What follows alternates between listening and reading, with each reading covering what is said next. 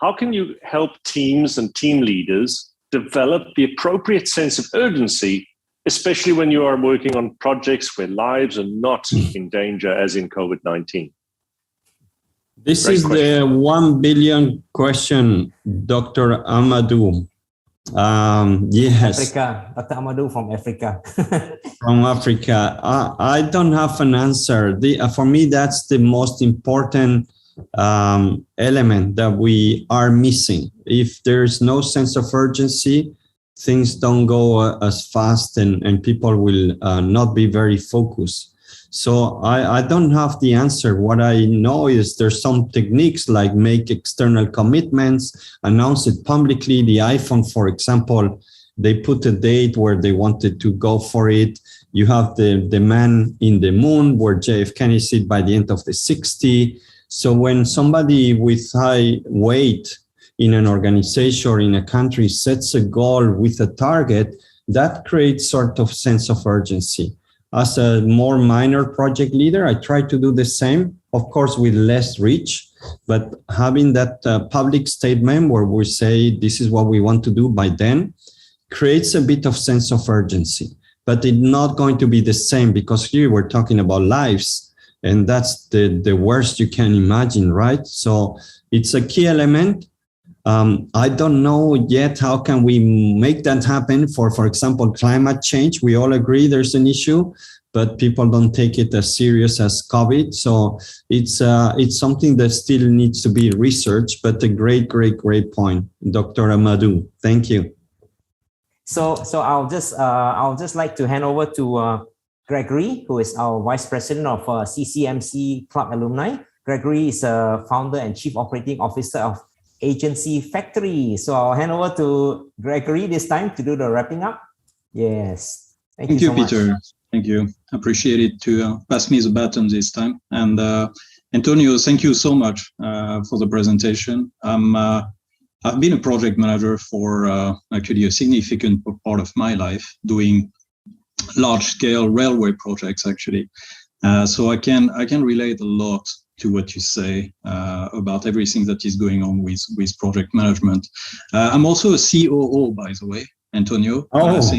So, you know, you basically said, well, there's no need for me anymore, but that's okay. I'm joking. We're in a company of 2 people anyway, so you know, it's a bit different. There's quite a lot of things to take, and I'll try to be short. I think one of the key points that you made at the beginning was that transformation is project territory.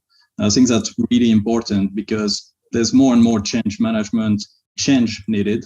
You know, it's accelerating, which means that, as you say, project will have more and more importance in that realm. I think there is also an aspect of resources will be very fluid in terms of what we need in projects, and they will need to have different type of approaches. Also, one thing which I find very powerful is the fact that you talk about better projects with huge results. I mean, what you've put in terms of $14 trillion, if we improve projects, that's really important when we think about climate change and a lot of big problems that we have in the world. I think the reassessment of how projects succeed is also a really key point. So the aspect of engagement, which I would link to purpose. I think you said the why of the project, why people would link their own life to actually a project. I can relate to that with railway projects, for instance. Usually that talks to people.